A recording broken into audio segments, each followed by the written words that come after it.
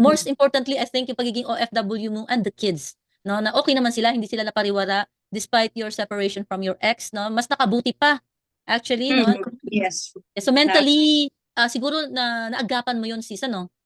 Yung mental Nagkaroon health. ng peace, o natahimik, sabi nung isa kong anak. Natahimik na. Kasi before, syempre iba na, may mga verbal, mga bad words, puro lahat ng oras bad words ang naririnig sa loob ng bahay. Eh nung wala na, hiwalay na, wala na ring ingay. So, natahimik, nagkaroon na rin ng peace of mind.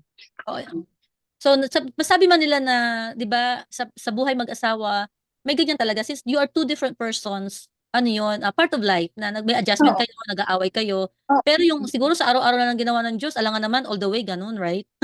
Opo, sa araw-araw na for how many years na yun Ayun. nangyayari. Hindi, May hindi, hangganan hindi na din, normal. right? Oo, hindi na Yes. normal. Hindi siya healthy. Hindi na. Kasi, ano Oo. na siya, torture na.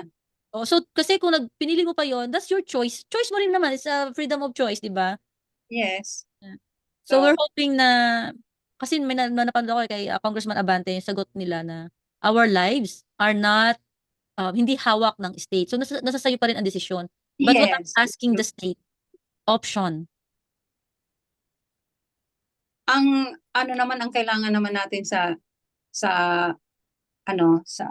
kanila is ibigay naman yung batas na doon sa choice natin. Kasi Mm.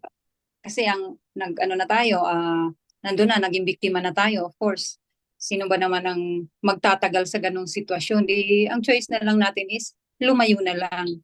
And yun nga lang, gusto natin ng kalayaan, hindi naman natin afford ang annulment case.